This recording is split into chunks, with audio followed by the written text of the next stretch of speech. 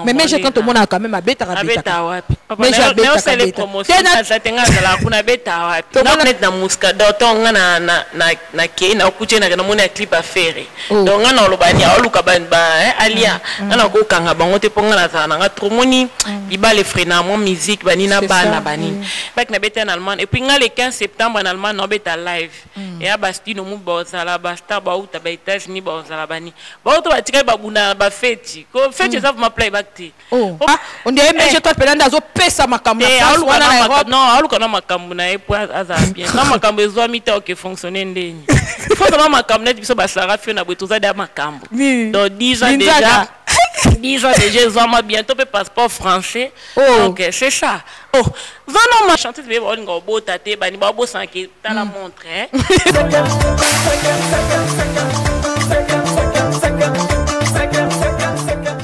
Excusez-nous, mesdames, messieurs, pour ce petit désagrément. Merci infiniment de nous choisir parmi tant d'autres. Merci infiniment d'apporter votre choix à la CBS, particulièrement dans cette émission Option des Stars qui vous est toujours présentée par Evelyne Camo-Lopez, Maman Lopa. Bien, mesdames, messieurs, cet après-midi, nous aurons 90 minutes de pression, 90 minutes de chaleur, 90 minutes d'émotion, de sourire, de rire au travers les invités qui seront de la partie. Mais avant que nous arrivions là, mesdames, messieurs, permettez-moi en tout cas de remercier tous les téléspectateurs qui m'aiment bien, tous les téléspectateurs qui m'écrivent, tous les téléspectateurs qui me font de remarques, tous ceux-là qui me critiquent, tous ceux-là qui m'encouragent, tous ceux-là qui me complimentent. Merci infiniment à vous, mesdames, messieurs. Je sais que ce dimanche, en tout cas, nous allons passer un très beau moment. Ce qui m'étonne, ce qui m'a plus étonné, ou ce qui m'étonne, mesdames, messieurs, il y a de ces gens. Je ne sais même pas si j'aurai le courage de dire ce que j'avais promis de dire le dimanche dernier. En tout cas, maman partout, même quand j'ai pas même dans les téléphones. Beaucoup de gens qui maman attends, deux fois ça craint, je ne sais pas si j'aurai la force de le dire. Je ne sais pas en tout cas, je ne sais pas, mais nous allons essayer un peu d'en parler parce que dans bas qui trop c'est trop, ça doit cesser. Bref, en tout cas, le sujet de ce dimanche, comprenez que nous allons parler des chroniflateurs. Pourquoi des chroniflateurs? Moi, personnellement, je fais ce genre de constat que ceux-là qui entourent plus les artistes, c'est plus pour les insultes. Je l'ai toujours dit, musique congolaise, Fally Ipupa, Ferregola, Fabregas Maestro, Ibratom Piana, Didier Lacoste, Jude Temoulopé, presque tous les artistes musiciens qui se produisent, qui ont du succès dans ce métier, besoin de succès n'a pas injurté. Mais depuis un certain temps, il y a des chroniqueurs flatteurs, comment entourer les artistes pour leur mentir, pour leur faire croire que donc il faut que finge la co intel. J'ai toujours dit, musique congolaise est koufa par ce genre de chroniqueurs. C'est pas tout le monde. Peut-être que moi, quand je fais mon métier, je fais plus la promotion des artistes musiciens en général.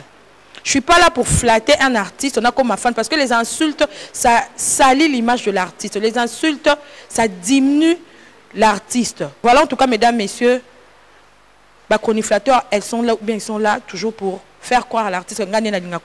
Et puis ce sont les mêmes chroniflateurs, Oyo, azo fingela intel, a finga papa, a fingela Camo Lopez Moutou. Kaka yemo kaka bomukolo longa pas Camo Lopez, a okende pas Moutou mususu, pas comme au fingela Moutou. Donc venez vous comprendre que baza ba flatteur, bazo zala karawana pour insulter les gens, pour faire croire aux artistes que nalinga coming mo fond, bazo yana juste pour leurs intérêts. Fally pour ça a succès ma casse dans le monde entier. Pour un chroniqueur moroté, c'est ton talent qui te valorise partout au monde. Fabregas aux Angolo, tout ça a succès ma casse ou bien ça va chef d'œuvre nao talent non montuezo ça là que au conquérir monde. Ferregola c'est un excellent chanteur, un excellent artiste. T'as pas besoin des insultes, il y a chroniqueur moko boui pour armatiselo et l'oroto quand tu bazo salir des images na bino. Ibratom Piana un excellent artiste. T'as pas besoin d'être entouré par des chroniques flatteurs. Bazarona pour te présenter en fingelo non pas flatteur parce que n'importe fingelo un jour peut en finir par ko fingayo parce que na veine naé na son naé c'est une impolluée, c'est un impollu donc veine il y a impolité c'est couleur non na makila n'enga fingelo batu attends-toi qu'un jour peut à fingayo.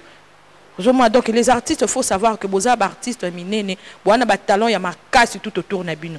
Donc évitons en tout cas de fréquenter les chroniflateurs parce qu'elles sont juste là, bien ils sont juste là pour vous flatter. Ils ont l'intérêt, un leader, ils font la porte, tout ça, on a juste pour ses intérêts.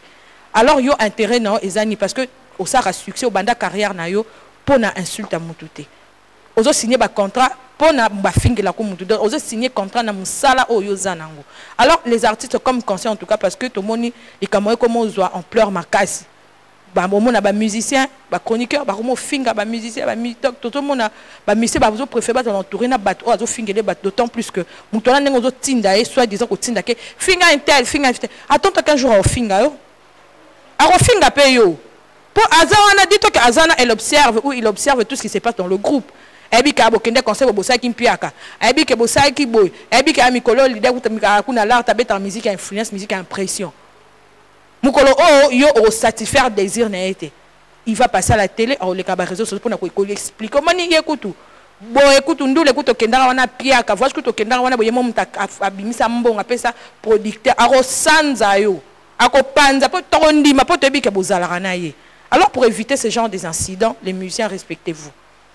Vous n'avez pas besoin d'utiliser les chroniques flatteurs tout autour de vous pour que musique Nabino soit en pleurs.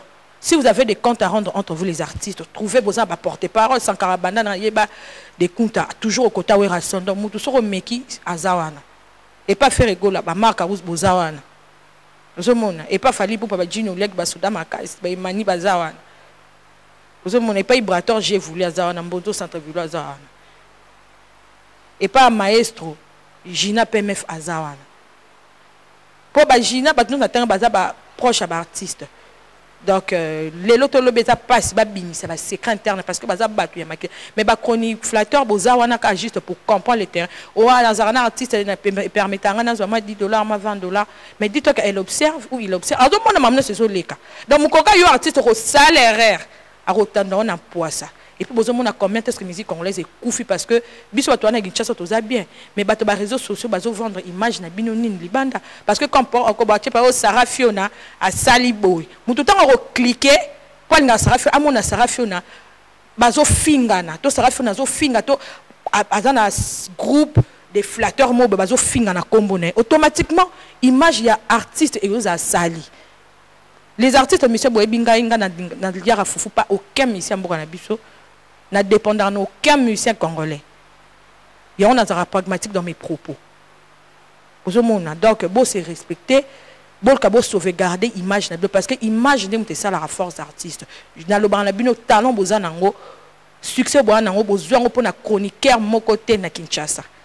Nzamba Chabino Donwana, Bobi Peku cadran bien, Bossala texte bien. Bossara banzembo bien, bossara mélodie bien, yango ezo conquérir le monde. Donc évitons en tout cas, mobo créer groupe de chroniqueurs, mon boba finir la combat. Parce que boye ba que tôt ou tard, ne bazo finir bino bat. Un jour a fini par ko finga yo. Et puis batu ba ondima parce que ba mona rayo na tongo midi pourquoi bozara nenda ko moko admettons sur bozara nda ko morote mais vous fréquentez à tout moment. Mokola rolo ba que tende da kutu boy kutu, da kuta landa nga kutu po aller là nga na pesa $100. Parce que vous avez pour éviter ce genre d'incidents. Si vous avez vos comptes à rendre, trouvez vos porte-parole, trouvez vos musiciens, gérants. Si vous connaissez moi président, il y a pour la fin la comme tout chasse là, aza chroniflateur, aza juste pour flatter pour au pesa $10, pour pesa $20. Au fond, elle ne t'aime pas parce que mon sort lingi mutu, jamais qu'on linga pour au fin de la mutu. Non, quand on aime une personne, on l'aime pour de vrai. On est là pour apporter en plus. Quand tu aimes tel artiste, fais sa promotion. Les cas de la chaîne à télévision partout au monde que tu parles de lui en bien.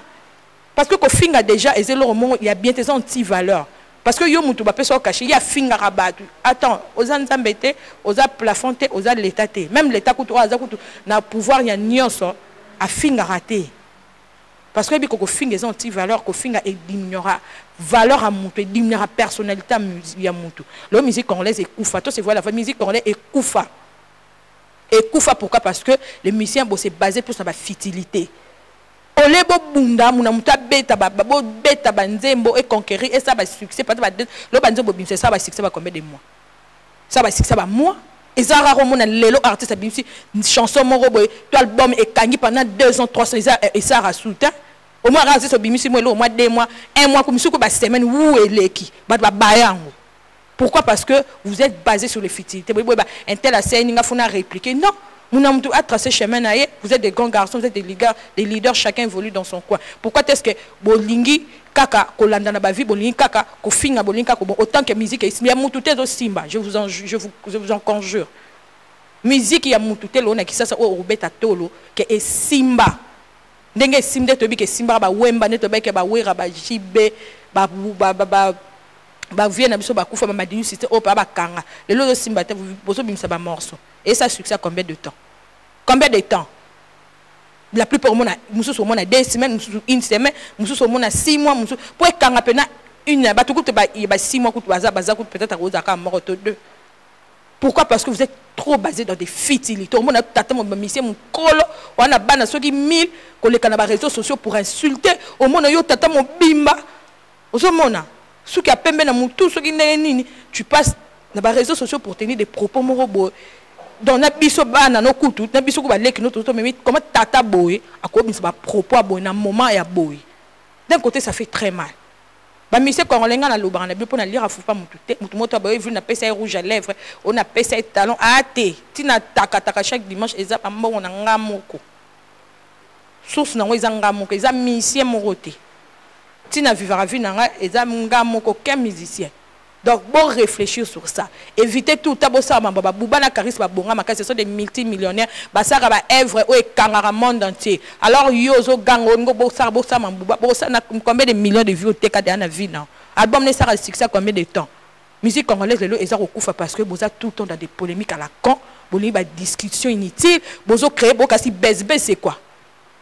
Baisse préparé, baisse, il y a jalousie. Baisse, c'est le mot, imprévu et quand on a un accident on est-ce que le mot peut que non mais ils ont préparé qu'il faut attends tant musique non ils ont simbaté beaucoup moins bête à conseil au roulaka à mariage au camarade na baloko beti au salibo bafeti bilo moi pamba bon ka bo revoir non ba structure en ba groupe na bino bon ka bo revoir banze mon abino bon c'est basé dans ça parce que on a mis ça dans tout à bunda la ton midi pourquoi azo résoudre nzembo na obimisa texte na obimisa ndeni na obinisa bozo bimisa bozo simbate ale bolinka tout dans les réseaux sociaux ko finga na bo sala bande ba ya ba prostituée ce bande ya ba prostituée à 2 balles ya ba bande ba batu moko bo kwani tina po ba finga la bino bat oh mona te biso leader no linga kete les musiciens bo longwa na ba fitilité wana. Moutou se boine problème, tu boine problème. Ce dont la Sarah finale au soto bébani, ça se comprend parce que tu as battu to yebana depuis kala to se kotora to seka. Mais moi moutou sous des mise ba monanate, ba kutanate, mozo mona ba bandi ko fingana. Et puis bozo lobo ba chronique, ba chronique nga iflim moutou lobo, nga tango ba chronique fois tu na bino ba chronique, bobi bato ba landara bino ba relef na banda ko na bino, o ba ko bato lombo ba ko sengo futa ba ndako ba mai ba koura. Ngam ta futelanga eloko azati. De l'eau besoin de babillon c'est les messieurs de l'homme belé au te ba chroniqueur ni ba chroniqueur no bossa bande de chroniflateurs au mort à sala bo miyebi ba chroniqueur na bino botinda ba fingela bino ba messieurs mususu ba fingela bino bato lande ba boy musique na bino alors rien à voir avec les vignes comme le père rien à voir peut-être na ba sœur na bande na biso mususu ba sara musala donc ba messieurs congolais na lobi na bino pour la dernière fois pour na fin dans un chuta sujet na biso vous n'avez pas besoin de chroniflateurs tout autour de vous pour exceller. Ceux-là qui excellent, bah exceller na talent na bango. Yo mutoza ko exceller to kasi que non aux amis il y a baise, mais scandale, tu vas t'enfoncer to bina autant de bimsa ka loka ou bono bino tata non maman non na ba semik non ba makang non soza ba ka au monde entier. Au moins les quand non na chambre na che à sali vidéo à poster. Et aka batouana, mo reconquérir jamais parce que musique talent za nango eza puissance. Né na bisaka artiste mon ngabis artiste mon bon entend comme te l'année dernière mon pani. Ngana ngabi moni yo ou à dégâts. Ou à na talent moko, y a ko sakana kutute. Comme conseil, tu n'as pas besoin, il y a battu, ba finge la ko battu. Je l'ai dit. Donc tu n'as pas besoin de ce genre de personnes, ba finge lo battu. Pour oza na weza makasi to, yon mute bimiso, yon mute tambu sara yo monde, yon mute e bini si sara battu. Tu n'as pas besoin de ça. Tu n'as pas besoin de mutu mo ba finge lo. Ablanga Evelyne, en tout cas, tu as raison. Evelyne, tu as vraiment raison. Non, Lucanazo est simple. Oui, que banana na linga pe maman mais na binde ni fona stopper. On va dire oui, stop. Soit dans banini porte-parole no bazana, ba mission baza so mutu mo apesi o kana mission mo boy. Ba tu vas s'en charger na meko. tikate ba chroniqueur parce que ba batwana o bazo fingelo batu yo montant bokabwana akombisa ba secret na bino nyonso alors batu ba croire mutu wana parce que zaki na yo moneka aza loroté mais aza loro parce que moi son ba to lala no to lamkarana lo souhaite au kabon sur ngazo finga yo to mbala nga finga mambala nga bimisa batu ba que c'est vrai parce que to lala rané to lamkarana ye to passera ton biso ensemble. Donc bref, les musiciens congolais grandissaient. Bolonga na mambo ba fitilité des polémiques surtout pour utiliser ba chronique flatteur tout autour. Ne besoin ba jeunesse mo ba oh produit on a besoin to fingira ko mutu bo bengana ye. Conseil vraiment gratuit.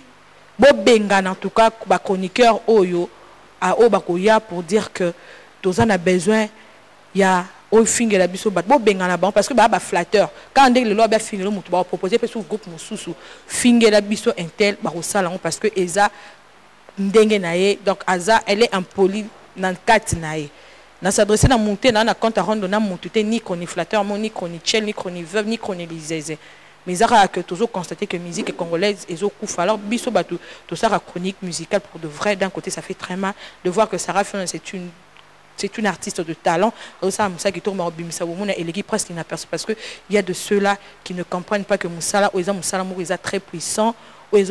Que quand tu aimes un artiste, il faut t'investir dans la promotion et non dans les insultes. Parce que les insultes, on a les lots et beau musique. Et beau mi, botu na ba wera ba jibe ba lia mo ba kofi ba wemba lia ba mbonga musique. Bino nyonso les lots bozo tapata peut-être na tanga moko kara pour na tanga kombo te bino boyebi que oh quand même ils futa moko mi balé. Les restes en tout cas, bozo perdre de temps, bozo vivre un mensonge dans les médias. Au moment où vous souffrez complètement, vous allez concerter, vous improvisez des trucs. Pourquoi? Parce que vous êtes basé tout le temps dans des futilités, dans des polémiques à la con. Si vous avez mis, si vous avez vrai leader, c'est concentrer dans le boulot. Le côté là, comment c'est fait? Année tozo bin saba plan, et donc ça va 2 mois, 3 mois de terrain. Bungyo luka pe no réfléchir, et là on entend au bimisa. Et ben tata 2 ans à marcher au bimisa et kangipe. Parce que vous avez mis boulot et donc simbate, mais si vous avez 1 mois, vous avez 2 semaines, vous avez 3 mois, ouh, babaye. Beaucoup quand on studio à tout moment parce que bozaka bo vivre na tembe mo à la con, bo vivre na concurrence mo bozanga tina, bo vivre na futilité. Bref, les musiciens congolais grandissaient beaucoup là, botika couper sa faute quoi ba quand on parle des chroniqueurs ou ba chroniqueur ba musique ngaka mona boma musique à monter parce que tant boluka ba finge la rabino ba tubutu moi na ba TV na ba réseaux sociaux bo monnaie longo et finge la mututé. Donc quand vous disiez ça faut autant comme un tel mutazo boma chronique nini ceux qui musique na bino pas ba vraiment bête na ça. Alors arrêtez de dire que c'est tout le monde parce que na coûté na 5 ou 6 musiciens ou vu ba chroniqueur bozo boa musique.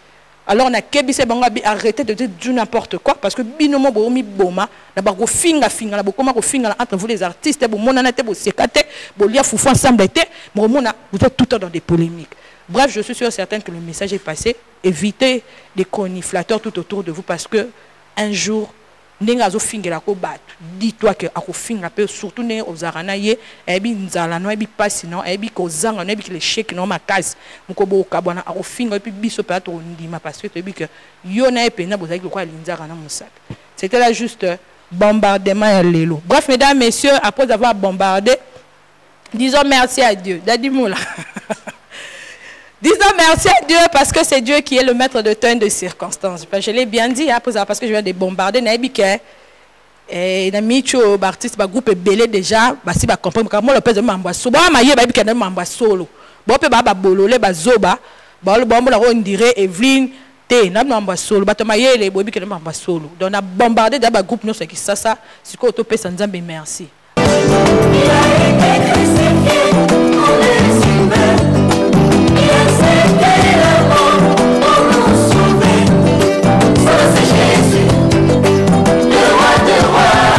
Voilà, mesdames, messieurs, c'était là une très belle chanson chrétienne. Je suis certaine que nous avons glorifié le bon Dieu à travers ce son. En tout cas, permettez-moi de souhaiter une joyeuse fête de mariage ou un heureux mariage à Franck Stemaï d'Issouka. Franck, en tout cas, le vendredi dernier, on était là à Maranatha, je crois, une très belle salle pour son union avec son épouse. Chapeau bas à Franck Stemaï et puis heureux mariage. La fête s'était très très bien passée.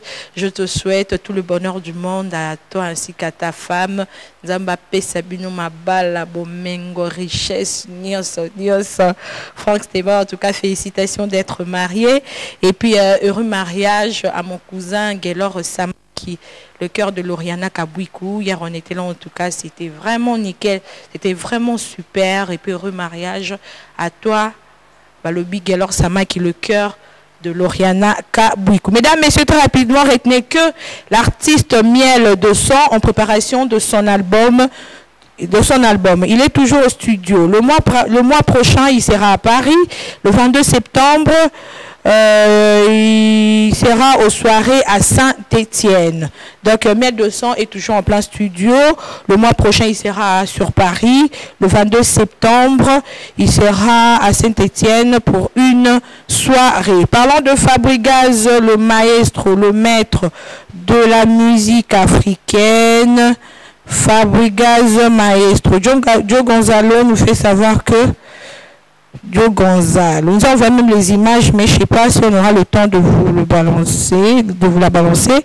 Voilà, Fabregas Maestro et le Light Music Villanova s'est produit le vendredi 24 août à Joamor. À Joamor, nous Palanca. Le 26 août, retrouvez le maître. Ce dimanche, donc, Fabregas sera à la piscine Alvalade. Le 28 août à Mwanda et le 1er septembre, le maître sera en Suisse pour la cérémonie Miss Suisse. Très bientôt sur le marché, l'album cible du maître prévu en 2019. Merci Joe Gonzalo. Et puis bon dimanche. Voilà, mesdames, messieurs, je vous convie en tout cas sur le spectacle du maître Fabregas Maestro qui s'est déroulé au Ciné Atlantique. Qui s'est déroulé, voilà, au Ciné Atlantico. Suivez combien est-ce que le maestro avait donné du plaisir et du spectacle à tous les Angolais. Suivez, puis il revient.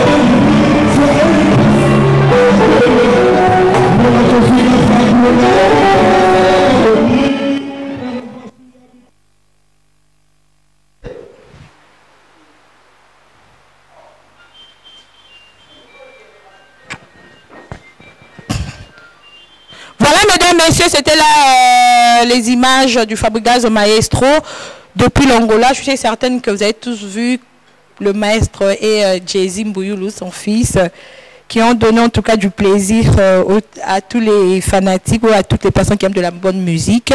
Sur ça, mesdames, messieurs, le phénomène l'a dit et Sobé, le roi du rire. Le dimanche dernier, s'est produit à la Kermesse Novelas à la Zamba Playa.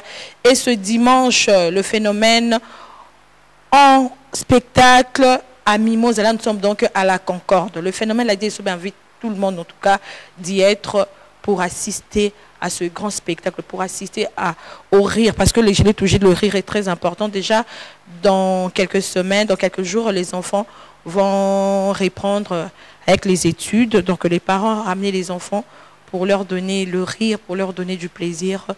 Tout à l'heure à partir de 15h à l'espace La Concorde. Là, nous sommes donc à Mimosa. Plus de précision avec Michaud. Bon dimanche au président Adonis Ngambani, le cœur de Julie Kitima, et Cheveri Mouzang, le très très spécial. Bon séjour à Kinshasa.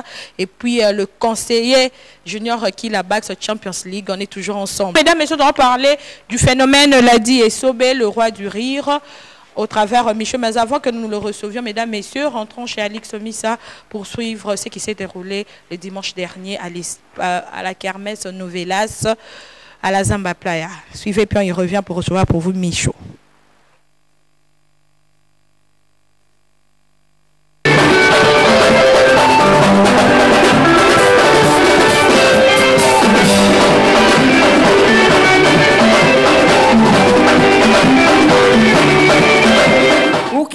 kuna yo otiki bana na ba Congo nanya kubo fra congolais tola sima policier azoya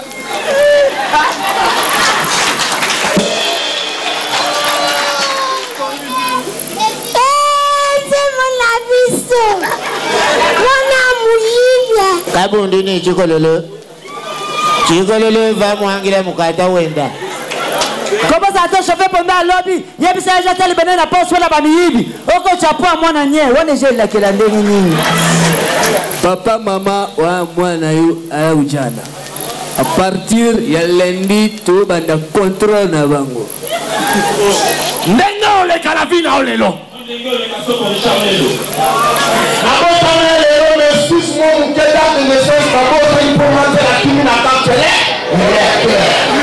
Non, mais allez-nous. Oui, ton coup t'as non l'ennemi ton bien.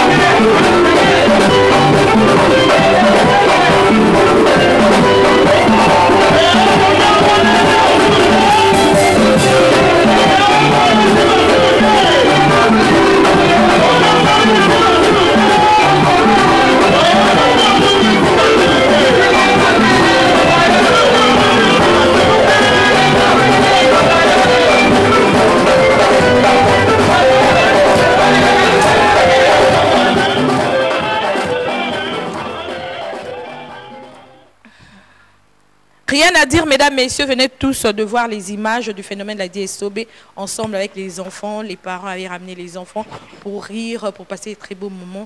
Ce rendez-vous vous est encore fixé ce dimanche à partir de 15h à Mimosa, à l'espace La Concorde. Plus de précision avec Michaud. Michaud, bon dimanche. Ouais, merci, Kamo Lopez. Olata. Ah, tout ça propre. Voilà.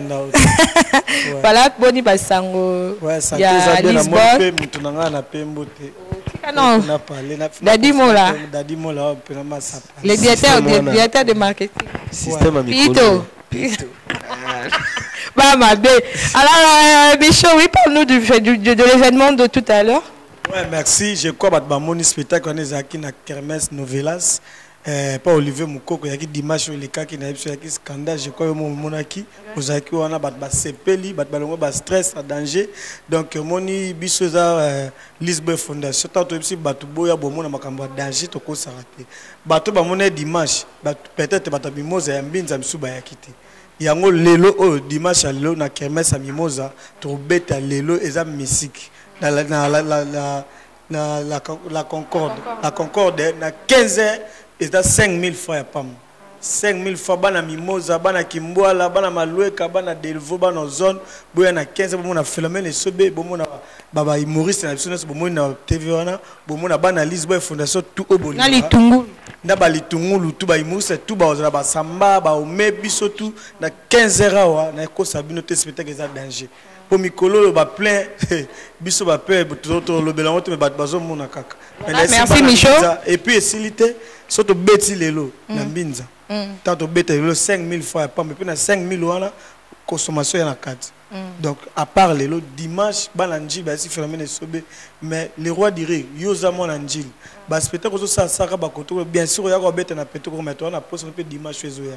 Kermesse mo pe na couloir kimbuta na dimanche ezoya balanji tout parce que phénomène soba bana masolo beta pe kuna na ba humoriste na bana Lisbonne Fondation mais ya lelo nde na esi bato tout nde na olongo déjà bana Lisbonne baza déjà kuna 15 heures juste to bandi 5000 fois ya pamba oye consommation na 4 jours ba comédien danger bomona ba biloko nyonso bomona na o ba vedanga ba grand prêtre ba beta famille so bazo betango voilà to za la wana tout à l'heure. Ouais. Alors merci Michaud.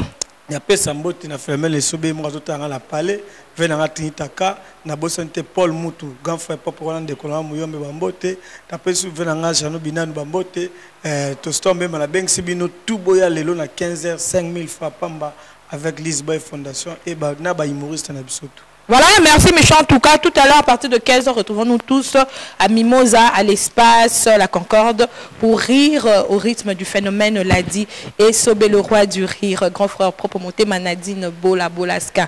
Alors, nous parlons cette fois-ci de la team Wata avec Dadi Mola. Sur ces, mesdames, messieurs, rentrons chez Alix Missa pour suivre le concert qui s'est déroulé le vendredi dernier à l'espace Chintemba d'Héritier Watana Bemoto Natembe Goga. Suivez, puis on y revient.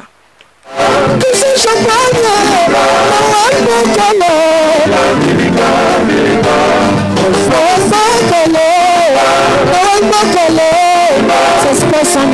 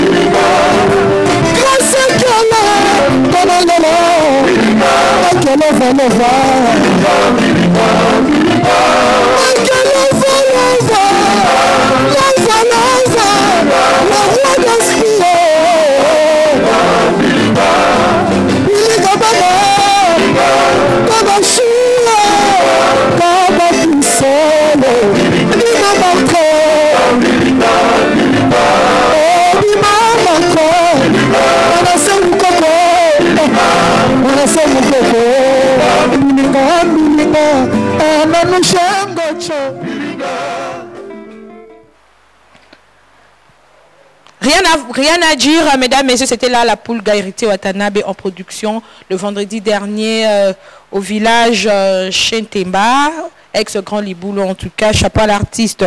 Alors, mesdames, messieurs, nous présentons nos connaîtres le plus attristé à la mutualité des Bouyolo et Outiko Père de Moutumounene, Moko Yaba membre influent na Komboya, Otombongo, Casse-Tête, Jean-René, Matanga Ekobima vendredi le 31 août, Ekoza na terrain Kamina, na Yolo, référence Capella, et puis l'enterrement Ekozala le samedi 1er septembre au cimetière ya Nécropole. Le deuil se tient à la résidence familiale. Là, nous sommes donc à Yolo Sud sur l'avenue Mosango numéro 20. Alors, nous connaissons le plus attristé, en tout cas, la mutualité des Bouyolo. Et puis, tout ici, nous connaissons le plus attristé, la famille biologique, il y a Otombongo, Casse-Tête, Jean-René. En tout cas, nous connaissons le plus attristé, puis Balobi, Nayemei, Wassi, tout le monde à Dallas. En tout cas, grand frère, toujours compatir ensemble, na Binoba, na Debou, Yolo. Alors, mesdames, messieurs, parlons de la team Wata au travers d'Adi Mola, le directeur déjà de marketing, si je crois bien. Vous mettez un métier au fond d'un chief. Alors, Molaska très bien habillé, jamais rata quoi. Là, qui est derrière Dadi Mola? Héritier Watanabe. Alors, parlons de l'actualité qui entoure l'artiste Héritier Watanabe.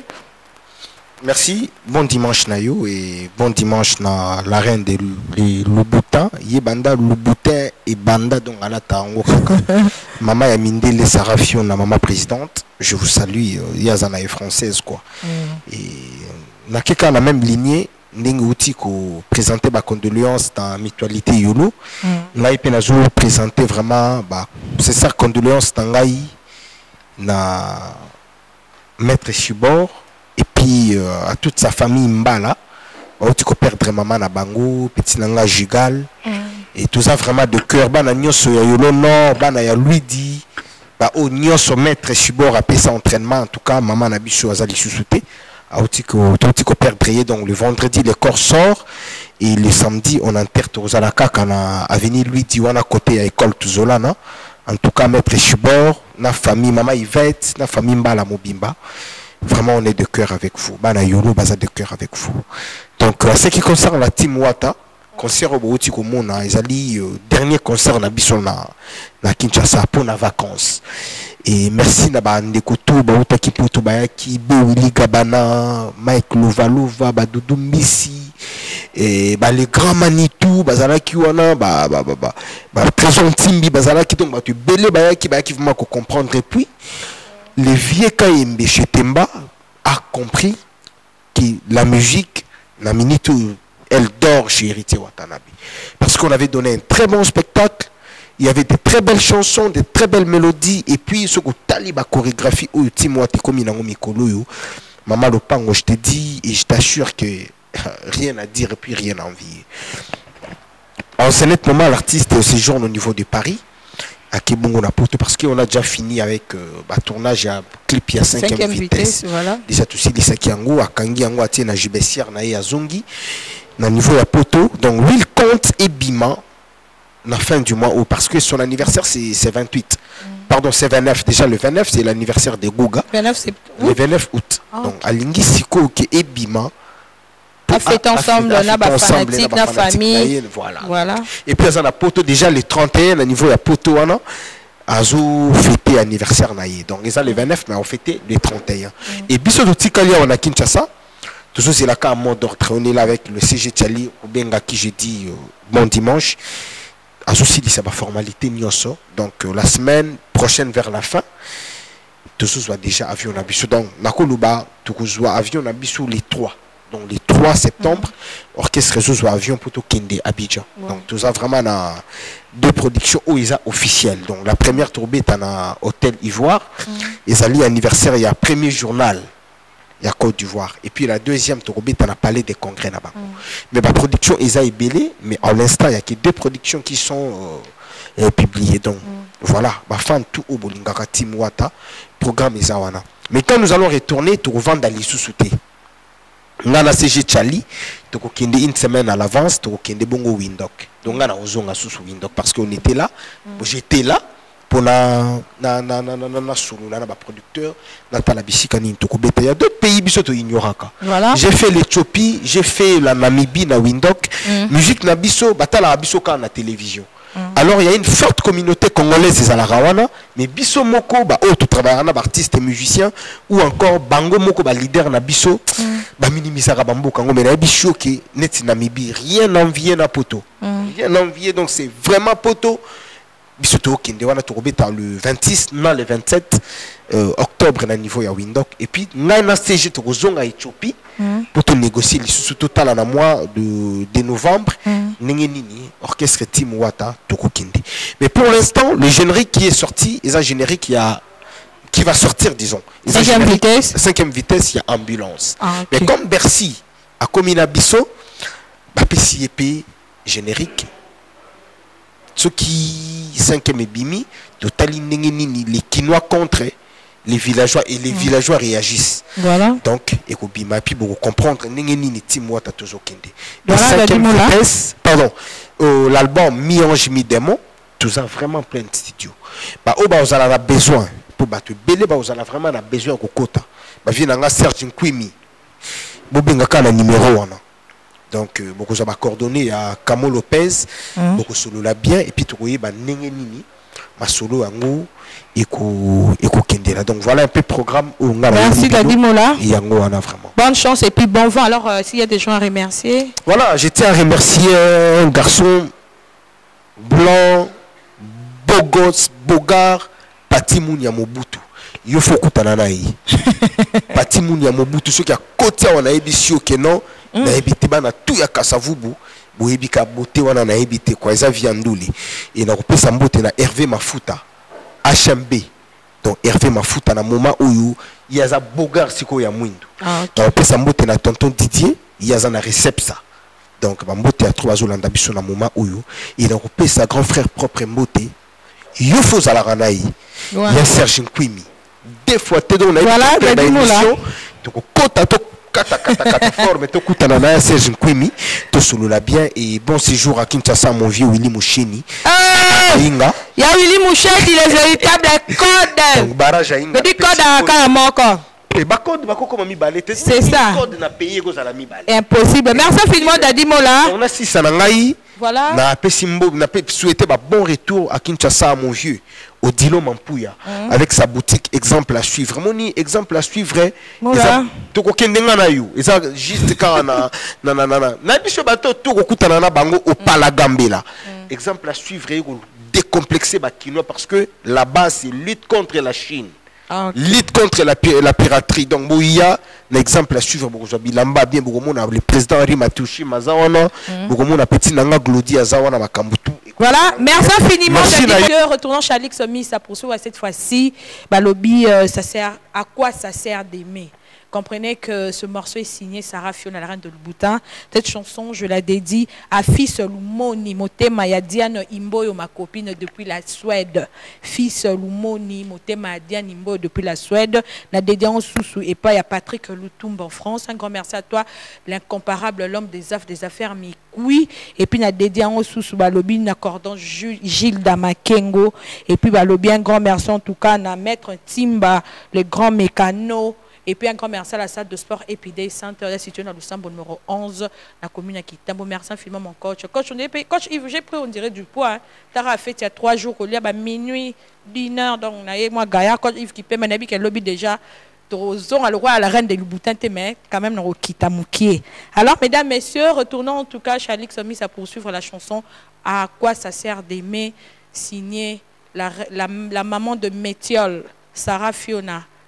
Jika, ça se passe à Louboutin comme d'habitude. Voilà,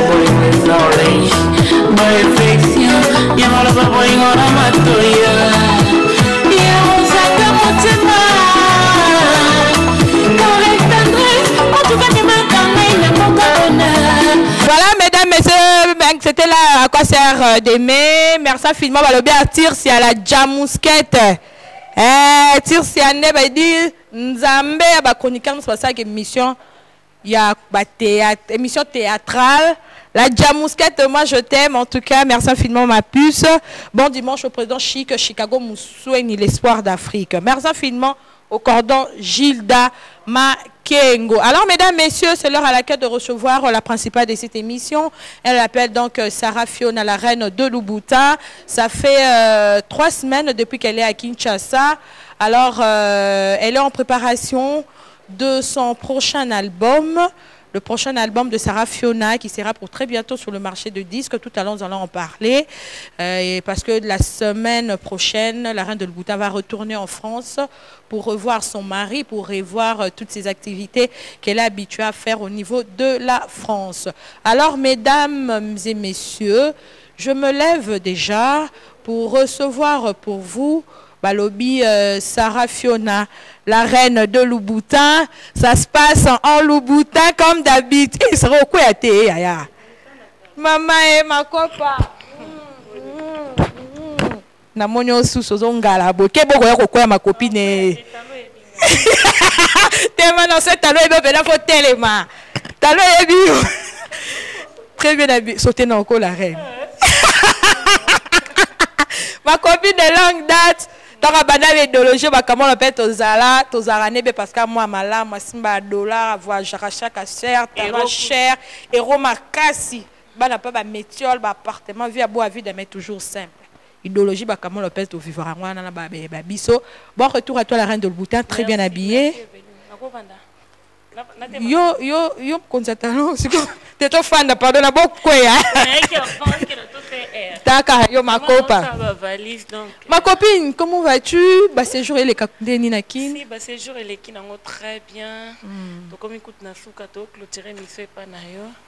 Donc, bah, lundi déjà, bah, soir, la reine accueille. Ah, la reine, c'est quoi? Ok. But à séjour dans Kinshasa, parce que depuis Théa, t'as pas fait de concert.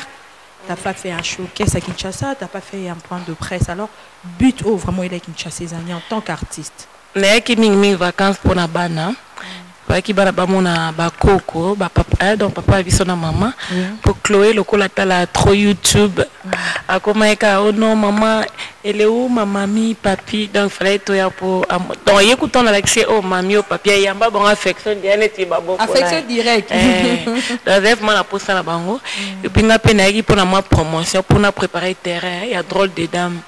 donc régisseur déjà atikala déjà na quoi ça sert d'aimer na kaise na ndoze ya générique bat ya sika clip na tongo ba non mais donc on a bibi j'espère que na okuta on a tika ngwe bunda dana ba générique pour to beti générique hein. Dans le temps où ils ont préparé terrain en décembre, on a tika bana pona ça siko promotion sortie officielle. Conférence de presse c'est ça la matin on album est lingé bima. Mais la reine de Louboutin dépôt kenda avo kende sur le tia qu'on a groupe A na kata Kinshasa. Mais ndenge ou mel na poto ndenge ozongi bo est-ce que okuti toujours ba musicien ba soda na yo ba Teyane mutakala nani botakala baza ye batasikana mutasikana batasika bombali mutakala minya zane toujours fidèle batope akala musuna etu se beba ketole ke miso comme nda ko benga benga ba miso bazada ben fidèle donc so ngana kei bakenda na ba nanet na muska d'autant ngana na kei na kuche na mona clip à faire donc ngana olobani oluka ba alia ngana ko kanga bango te ponga na zana nga tromoni liba le frena mon musique banina bana bani nga misane libre beta na groupe alingi mais so ngana ye alingi to 5 ba idée to sali donc c'est ça ngana nga moi si ba libre so ngana kei ba leader na kende kuna pona luka ndepe na ya to beta na bon générique après générique et puis na animateur mo pe a fali j'ai Camille aboa ki na générique wana bayoka donc c'est ça ba misa baza ba beta playback à générique beau sentir musala quoi. Il a de bouder mon conduit talent. Allez, je peux pas dire playback pour votre passer dans la phase de playback. Tout le monde appelle la reine de bouter talent. Il y a la tête de la bouter. Le bipé, mesdames, messieurs, il y a mon conduit talent. Donc, abîme la bise qu'on a talent. Oh, quel bon ça l'équilibre, et ça baise mon corps. Et Jordan Kaba, ça fait la quoi en direct. Des autres soirs. Alors, Alex a mis ça. Papa est déjà playback. Mais la reine de Louboutin, Ozaki Napoto. Donne un peu ton impression par rapport il y a des chanteuses congolaises qui ont évolué au niveau de banda. Pour toi, est-ce que l'évolution est bien ou bien pour ton débat le cimetière à artiste et Meli Pebino, chanteuse congolaise qui ont évolué dans les bandas? Actuellement, ils ont bien évolué dans le tempo. Et comme un peu ceux qui chantent dans les bêta, moi, tu m'as bien instrument, mais j'ai quand tout le monde a quand même à bêta. Mais j'ai les promotions. Tu es dans sur la capote à chanter, tu n'es pas à chanter.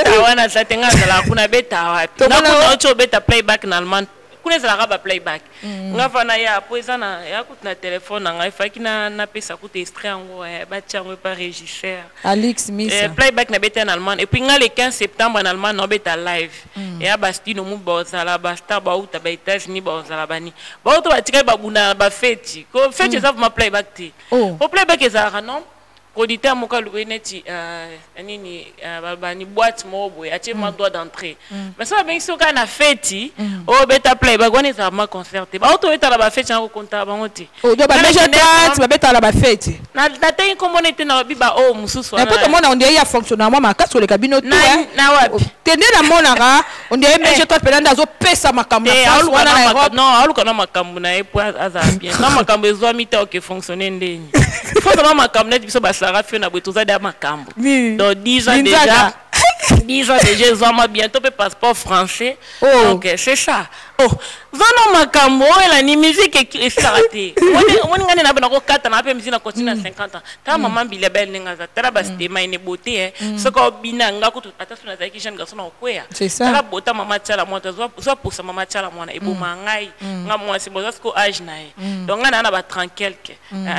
Bana ba 8 bon siko et bon na lenga na tika il faut luka no makambo ba ba chanter be ba ngo bota te ba ni ba bo sanke ta la montre pour musique ici la na ngote et puis non ba mi sepe ba bota machaki ta le ba na za ba bimi neti na za na oka kana kina esa nga passe nga na osa ba valise pour sana ki ko ta concerné na lela na le pour na mona ke mission moka za ça complexe na mona ba mission moko azo bina na bango azaki na groupe mobo au mo bango to ba fashion ba taille mais alors libu moyen wa ngana lele pona bongo la mise milibu mais bilo Adolphe Dominguez oza pe fana tata po tata la qui va te gara pana nenga wenge na ka fan ne ma Adolphe Dominguez Martini ya mama oya ba to mabumine ne non rien oh bon tu za baguna yo no baba tout tena na ma bete non tena tinga inga baguna ngeza pa ba slim taille S Miki oh te ngaba le roi Alex Misa ba ouais yo ce qu'on peut baguna la ba va baza te même au moins tata yo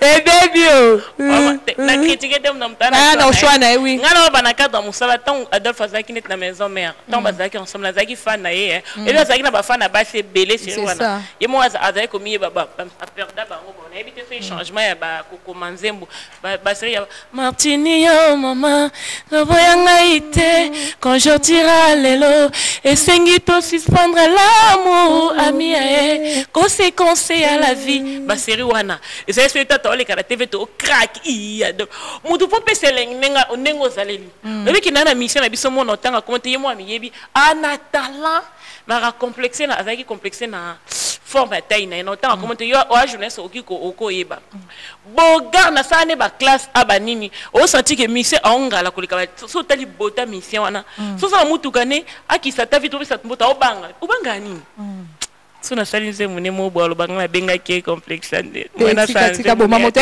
pardon barando la base ko Sarah te Alex c'est bon le playback voilà mesdames messieurs retournons en tout cas chez Alex Misa pour suivre en tout cas les musiciens de la Reine de Louboutin en playback. Ce playback, je suis certaine que ça ferait énormément plaisir. Ce générique, c'est quoi le titre? WhatsApp. Je le dédie à celui qu'on appelle donc l'incomparable l'homme des affaires Mikui, Patrick Lutumba, Didi Moulouba le banquier, et puis c'est Pessasous Balobi, Boss Pétion Kachala, Cordon Gilles Damakengo, et puis président Chic Chicago Moussouen, l'espoir d'Afrique, et puis heureux mariage à toi Franck Stemay, et puis heureux mariage à toi Gaylor Sama qui est cœur de Modiana Kafrik. Et bien mesdames, messieurs, suivez en playback le new son de Sarah Fiona WhatsApp. Dieu merci Moupara, c'est pour toi. Et puis mon cordon, Jordan de Kambal, on est ensemble. Topina biso na la raille photo te boniko photo pina ta Mister Miengi bien papi mo les son musique wapi atongi bebe iro polo wapi bene mo japonais batela le président de yes yes eh la Reine de Louboutin chapeau bas masala banda ba faire net aventure net ka yamba ba mission azoko yemba betobi mesara ba faire ni mais lelo en tout cas na ba chroniqueuse ba kena na ndule Jojo Raissa Vombi Jojo de Ratika Raissa to sola anytime na WhatsApp on dira zongeli chronique musicale mais la Reine de Louboutin ozo percer kaka mais la Reine de Louboutin yo peut zonge pas to kende pai musique oyo sala ngo quoi carrière professionnelle to au sala ngo ka pour père moi nga pas mon scène au CDH tu te comprendre un peu et ça vraiment passion na yo to au sala ngo ka pour super nga mon CDH na scène yango sala to comprendre un peu na sala ngo pona sentiment na ngana va na bana ngana tala bonde bazo ba sakana non c'est ça musique na sala ngo par sentiment tenga ezaka na esaki koko maman ya facilité surtout na monde wana so ça que to vanda kawa bandiko bainge banda ko s'occuper na bana kuna ya mboka mo bat ba krakaka mutu to ke luka mbongo ne na 4 heures banini kuna kin bat na remarquer bat ba luka mbongo te ya na garçon mo ko na cause ene se kombolela nga appartement chaque 3 heures a oboya mais na poto bis bat pasala comprendre pour na poto to ba valeur en mbongo ana yo comprendre mutu so ko bele $5 au bout d'un mais bi teke nga zaki on a pas nga avana ya na comme ko travail na dernière minute na kemba ki oui comment ça ni échafaudage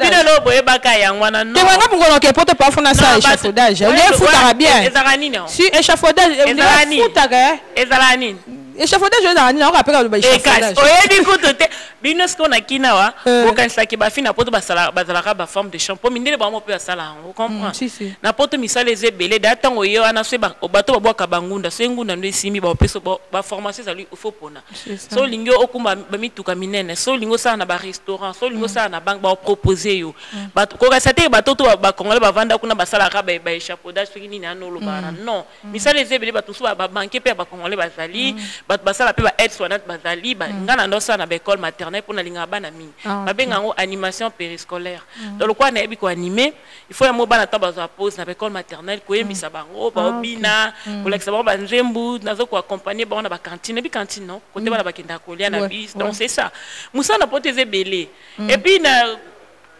et puis na mona vidéo no mo e sala buzz boy na internet o critiquer ba ta photo ani te wana kosi na lukuta na ngana ibana poto balinganga tellement mingi po ba journaliste non te journaliste lo ba mo bo solo na ndenge ya kina wa so to a 2 na pa 3 na pa ba ta poto parce que la ba simete biso nyoso c'est vrai au moins na Congo il y a pas de son métier.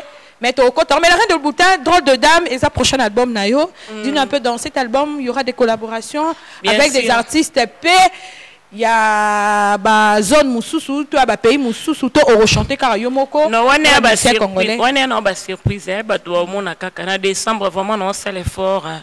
Et bima po contrat na ngana producteur wana et comme na souka fait na bimisé 3 albums de Théo Kanaka et puis producteur a mis ça trop na ba business na e anda vraiment ko s'occuper na musique na ngana. Mais la reine de vous est-ce que te karapenza entre nous. Na bisa album moko est-ce que te kaka maman so na te ka tembe na ngana tika musique on moni akine te ka mateneti ndenge to kwaya comprendre nga producteur na nga te ka album na ngana étranger. Producteur nanga aza camerounais ateka bablo nanga na Cameroun na Strasbourg pour vivre na Strasbourg ana ba magasin na e ana ba maison cosmétique na asala ba mafuta yeso atalika posono a biso net ba easy white ba mafuta na e donc a ma grand monsieur yonga na se wala mundeleka te ya camerounais no OK Cameroun a mona ra yo artiste nous va la boutou mo ya poter ate non surpris non yo ko le kana surpris mo boye okutana mutu mo ba luka ba actrice ya film donc nga na kutani ka na beta playback mo na Strasbourg wana aoki ke na yemba na Kofi bon pa Kofi na ba Cameroun na loko nzambe na bango e bando lekela bango fia uti pa yemba na Kofi donc à partir nzemba Kofi na wanga na ngote omte sa ke na zo producteur wana na ndeto ya ko signer na contrat ya 3 albums. Normalement, quand on fait ça à 6 ans et qu'il n'a pas. Mais ça va faire un lobanini pour te comme presque on a fait. Yo lobby, bossali pour une collaboration avec Kofi Olomide, aujourd'hui producteur et puis mais oui, si. Mais à Kinshasa en tout cas, réputation à Kofi est un peu bien par rapport. Il y a certains qui pensent que ceux qui sont aussi collaboration avec Kofi Olomide aussi ba bossanayo. Donc, comme on est mis à l'Ibabé sur ces lobby que non pour ça la collaboration avec Kofi Olomide, il y a qu'est-ce que tu peux dire par rapport à ceux-là qui pensent que c'est une collaboration avec Kofi Olomide aussi au bungi lokola mungwa na pondo ali na na copine na mo bazala muluba rapembe bu sinon tambwani bato quartier ba yo kazuwa nga zuna copine nga bango balinga na zara na ba fia quartier et comme ke bana muluba ya ko kabela kindoki. Vous comprenez? Des baba pe muyaka mora fingisa muyaka nyoso muluba so aza pembe bakanisela ke mabebele ngai elo vume bimisa nga batumi banda ka Sarafina na ba disque Kofi nazada na kombo na banda ko pezi alia Sarafina désormais na komi engagé Sarafina tulde na ba shera banga ka kroko Sarafina posania mama do comprendre basanye baluti Roger Banki Gigi Touré Sarafina daza na kombo na ye okibande ko pese na poto batondo ka sekina zaka mama je ba mona nga na bibo e mona konda mukie boyo comprendre ponga na banda ba base na ndenga mukie na tona sa écrasement na ba fiche na nga le ba profiter ba polémique we wana mambolo baté tona na bandi na ba bloc internet wa ko ba chroniqueuse ba zalati na sala fiche na ba ofinga ta fi miko ba ocha bo ba pombo ape na santé te comprendre to ça fait on est ko fa kwa yeyo ba bazo convier fa ke zaka ba ko ba bassin ba nini et puis tonga na yembi na na mopa esali ke baksa implice ah ye onde ko fa embaka mutu to ko fia na sindi ndene embi na fio sinde o kezu ateni yang ebimisanga na bato bala bake o ya mutu nengo sa promotion na yo yo so ye mina artiste bongo ze artiste na yo selo promotion a fali a embaka na ba arkeli banani na ki fala zo nga ay masona Saint Paul esa o se Saint Paul arkeli a selo promo yo mo il faut bunda ke non o sa ba promotion ba nini ngaso koti na YouTube obeti je tout quitter pour lui et il va quitter nzem na mana mopa au moins ba nombre de vie au baté et puis na ba page belé ya lo ko na potote que non c'est black em abimisi ninyo banani mettre game abimisi nzembo au moins na page moko ba to copier on te pose interdit mais nga le générique na tango ebimo mon ba site YouTube et tiango belé la reine de Boutene qui bonga yo la reine de Boutene comme presque on a fin Alex Miss a senga si vraiment ba journaliste to lo ba avant tout c'est une journaliste master nga denga ba ifasik et puis na denga ba télévision mais il y a comment na les ba toujours le bisanga chi le te ka po na Evelyn Kamo ba le ça c'était mais faut pas le sauter pour ya Kamo Lopez bon so ba le bon yo te la ta vraiment masumu il faut kabela ba dollar et puis na la ta masumu moi le cadeau déjà même na ebité ka bo te faut la tara o master la o soda yo ebikaka ebi moi nani bazanga mambo tozanga na yo ba yina biso poso bazanga na mambo biso ba Kamo Lopez tozanga na leaks ne ba roina biso ça faut comprendre ba yina biso po bazanga mambo biso to ana poso e po bazanga mambo pe biso tozanga na bo yina biso pourquoi hein bébé nanga Chloé Morgan so na mise mon été ebi na bala mde ba ko molinga mabanga ah bon moi na so na l'équipe émission jour na moi na boy la pote oh j'avais pas chanté boka Chloé pardon to na suka c'est la journée lundi hein lundi rediffusion mercredi 13h non tu n'as lien bébé Chloé yo zali nzete ya motema nga nazali ndeke no atana pombo ya Chloé nakosuka se na bolingo na yo bilengi opesaka ngai yo bilengi opesaka mama bébé Chloé tante Devine te salue te fait de gros bisous la reine de Boutene comme Kasuke pesa de programme to kabana loyembo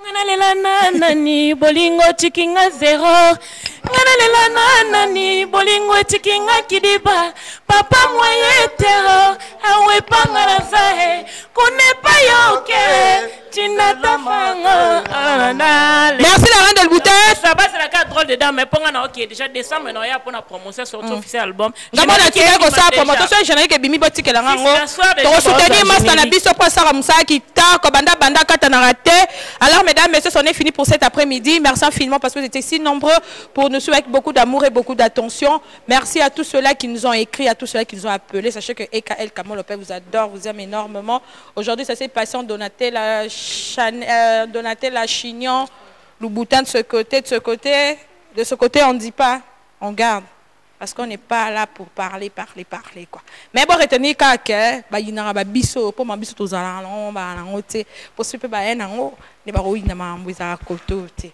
n'est-ce pas bien alors mesdames messieurs je fais cette émission en rediffusion ce mercredi à partir de 13h juste abonnez-vous massivement sur ma chaîne YouTube Evelyn Kamo Lopez merci à Alex Missa merci à toi Jean Sikamba merci à Tom Nzakimuna Lisankolo Business notre chauffeur merci infiniment merci à Tom Nzakimuna Lisankolo merci infiniment à notre chief le prince Okwata notre CP merci infiniment notre cordon monsieur Norbi Gaëtan Kamba notre dipro Eder Junior Tsenga l'empereur du Demakwema mon cordon Jordan de Kambala merci on se retrouve très prochainement pour un nouveau numéro de votre émission Option des Bye bye